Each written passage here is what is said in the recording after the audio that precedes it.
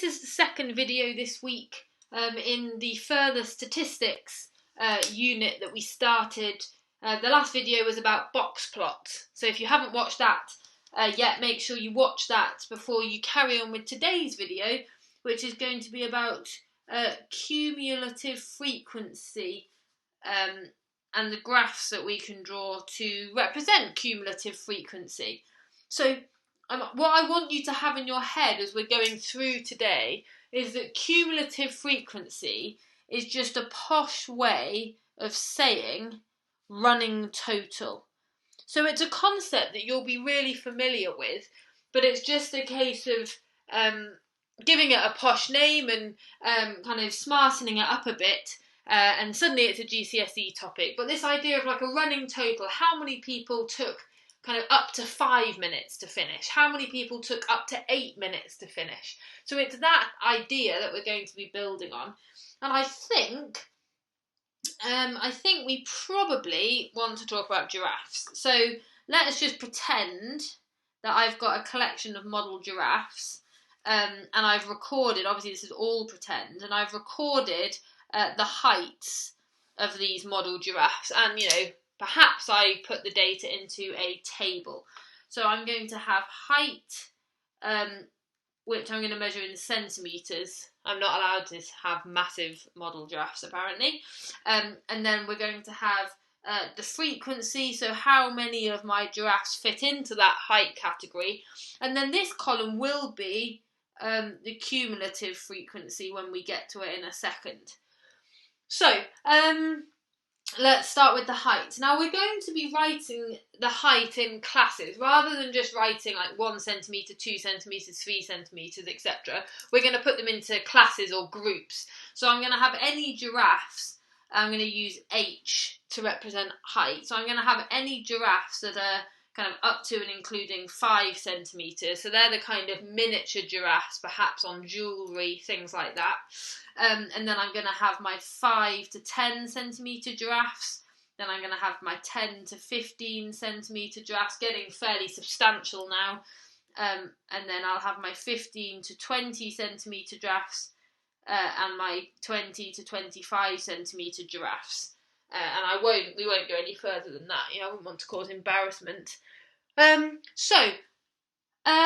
Notice that one of these has got an inclusive inequality sign, and one of them looks like one of them hasn't got an inclusive sign. That just means that we know which group a 5 centimetre giraffe would go in.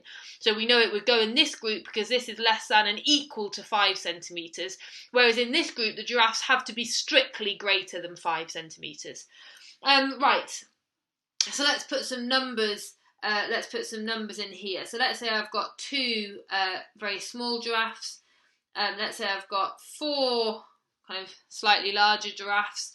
And then I've got, let's say 7 and 6. Now let's try and make these add up to a number which isn't terrible. So what do these add up to so far? 6, 12, 19. So let's say I've got 5 in that category. Right, so that's how many giraffes are in that 5 centimetre, so 0 to 5 centimetre range. The cumulative frequency records how many giraffes there are up until the upper class boundary of each group. So here, look, how many are up to 5 centimetres tall? Well, there's 2 giraffes. Well, how many giraffes are up to 10 centimetres tall? Well, there's all the giraffes in this group plus all the giraffes in this group. Hence the running total idea. So 2 plus 4 gives us 6. How many giraffes are there up to 15 centimetres? Well, there's the 0 to 5, the 5 to 10 and the 10 to 15. So we need to add up all of these, which would give us 13. And we keep going by adding those numbers like that. So this tells us that in total there's 24 giraffes. And then this tells us kind of the running total up to the upper class boundary in each group. What we do then with this data is we tend to plot ourselves a cumulative frequency graph. Okay, so let's draw a graph The height's going to go along the bottom, and then the cumulative frequency is going to go up the side. So I haven't really planned this. So let's see what happens. So I'm going to go up. So 5, 10, 15, 20, 25. And then I'm going to go up. What do I need to go up to? 24. If I go up in 1, 2, 3, 4, 5, 6, 7, 8, 9, 10, 11, 12, 13, 14, 15, 16, 17, 18, 19, 20. Oh, shame. If I planned that better, it would fit. Okay, I'm aborting. I'm going to do it down here. Abort. Right. So 5, 10, 15, 20, 25. And then I'm going to go up to 24 in twos. Well, no, I'm going to go up to 24. Like that. I'll probably just write the 2. So I've got 2, 4, 6, 8, 10, 12, 14, 16, 18, 20, 22 and 24. And then here I've got 5, 10, 15, 20, 25. Right, label it. This is our cumulative frequency. This is our height. Right, we're good to go. I need to zoom out. We're good to go. Right, we need to now plot these points on this graph. Now, normally, when we've got group data like this, your instinct is, right, we need to find the midpoint. We need to deal with the midpoint. But actually, if you think about what we're representing here, we're wanting all the data up to 5 centimetres. So we're going to plot this first point at 5, 2. Because 2 is how many giraffes there are up to 5 centimetres tall.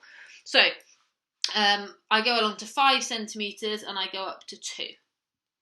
Right, next I'm plotting 10 centimetres because I want all the giraffes that are up to 10 centimetres tall, and there's 6 of them. So 10, 6, then I've got 15, 13, and 20, 19, and 25, 24. Right, now what you should find when you plot your cumulative frequency is they make a nice S shape, such as this graph here. Okay, so you're looking for a smooth kind of F or S-shaped curve. Mine's turned out to be alarmingly straight. And where's my pencil? So I am going to commit to the curve. These look alarmingly straight. This is not, or should not be, a straight line. So you're going to have a curve, and it needs to go through all the points like that. So it's going to be kind of an S or an F shape. That is really terrible. You're looking for a graph that's kind of that kind of shape. The data or the scale I've used hasn't made that particularly obvious, but what we're going to do will still work. The questions that I give you they'll be much nicer. We can be asked to do a couple of things with this graph. We can be asked to estimate the median value. We can be asked to estimate the lower quartile and the upper quartile. Now, this is why you need to watch the other video first, because we talked about the lower quartile and the upper quartile. You'll notice now we're using the word estimate. That's because we don't actually know how big these giraffes are. We just have them in groups. So this value is not going to be accurate, because we don't have the specific height of these giraffes. It's just going to allow us to estimate the median and the lower quartile and the upper quartile. And because we're estimating, we tend to not bother with the whole +1 thing when we're doing our... Do you remember last time we said the median would be the n+1th position? Now, because it's an estimate, we tend to just say that the median will be n/2 in the n/2th position. the lower quartile will be the n over 4th position, and the upper quartile will be kind of 3 times that, like 3/4 of the way through the data. So we need to think in this case about what is n. Well, n is the number of giraffes. Imagine all the giraffes are stood up in a line. In height order, the median would be the one in the middle. And we're taking, we've got 24 giraffes. So because we're estimating, we don't bother with the whole +1 divide by 2 thing. We just go half, quarter, 3/4. That's really important. So I need to, half of 24 is 12. So what you do, you go up to 12 because we want the 12th giraffe.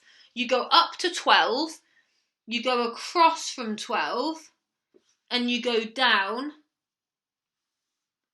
And that would then be your median value. So you'd read off from here. So what's that going to be? It's about 14, something like that.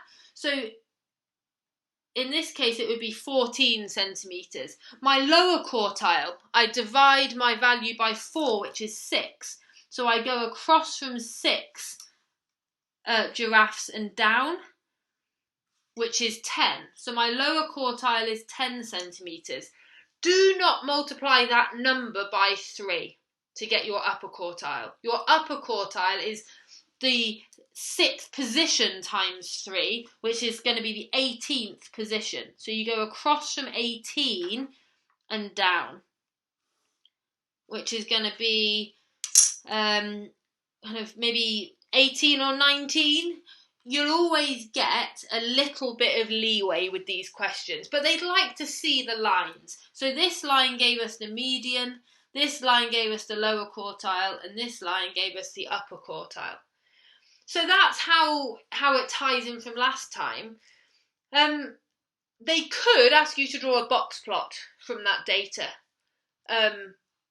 which using the rules from last time you would be able to do.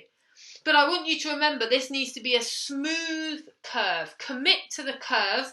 You plot it with the upper boundaries of each region, and the cumulative frequency is like a running total. Okay, so as I said, definitely not as hard as the trigonometry stuff. Just a bit, I know how much you love graphs, so it might just be a little bit of a pain. But as I say, your graph should be, I mean, that didn't take too long, but it's fairly neat. So there's worksheet 2 now, which has got cumulative frequency. And if you're lucky, there might be a box plot question mixed in if you play your cards right. Right, well, please get in touch with any problems and give that your best shot. Bye, folks.